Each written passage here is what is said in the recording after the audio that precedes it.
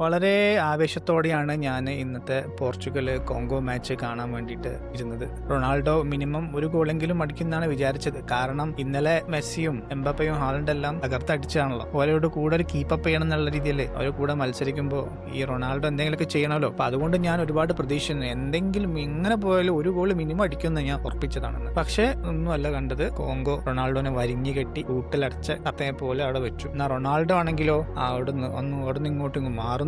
ഇങ്ങോട്ട് മാറിയാൽ തന്നെ ബോൾ കിട്ടുന്നില്ല. ബോൾ കിട്ടിയാൽ തന്നെ മര്യാദക്ക് ഷോട്ട് അടിക്കാൻ വയ്യ. അതാണ് റൊണാൾഡോന്റെ അവസ്ഥ. 90 മിനിറ്റാണ് കളിച്ചത്. 90 മിനിറ്റ് 60 മിനിറ്റ് കഴിഞ്ഞാലെങ്കിലും കോച്ച് സബ് ചെയ്യുന്ന വിചാരിച്ചു. പക്ഷെ അവിടെ കോച്ചും തന്നെ അതുപോലെ വെച്ചു. പ്രതീക്ഷ ഉണ്ടാവായിരിക്കും കോച്ചിനും നമ്മളെ പോലെ. പക്ഷെ ആളെ ഒരു എഫക്റ്റ് ഉണ്ടായിരുന്നില്ല കളിയിൽ. കോങ്കോന്റെ ഡിഫൻസിനെ ഒരു മര്യാദക്ക് ഒരു ത്രെട്ടായിട്ട് അവർക്ക് ഒരു പണി കൊടുക്കാൻ പോലും റൊണാൾഡോക്ക് പറ്റിയില്ല എന്നുള്ളതാണ്. പോർച്ചുഗൽ ടീമിന്റെ കാര്യം നോക്കുകയാണെങ്കിൽ അവര് അർജന്റീനയ്ക്ക് മെസ്സി എങ്ങനെയാണോ അതുപോലെയല്ല റൊണാൾഡോ എന്നാണ് എനിക്ക് തോന്നുന്നത്. അവരാരും അത്ര പാസ് ഒന്നും കൊടുക്കുന്നത് ഞാൻ കണ്ടില്ല. ഇപ്പൊ ബ്രൂണോ ഫെർണാണ്ടസ് ആയാലും നെവസ് ആണെങ്കിലും ടീനി ആണെങ്കിലും ഒരു മര്യാദക്ക് പാസ് ഒന്നും കൊടുക്കുന്നത് കണ്ടില്ല. പറയുമ്പോൾ 70-80% ബോൾ കയ്യിൽ വെച്ചിട്ട് ഇത് റൊണാൾഡോക്ക് ഒരു പാസ് കൊടുക്കാൻ പറ്റുന്നില്ല. ഈ ഒരു പക്ഷേ ഡിഫൻസ് കൊണ്ട് പൂട്ടിയതുകൊണ്ടാണോ എന്ന് അറിയില്ല. അടുത്ത കളിയിലെങ്കിലും റൊണാൾഡോ ഗോൾ അടിക്കുന്നത് നമുക്ക് പ്രതീക്ഷിക്കാം. അപ്പോൾ അടുത്ത വീഡിയോ കാണുന്നവരെ ബൈ.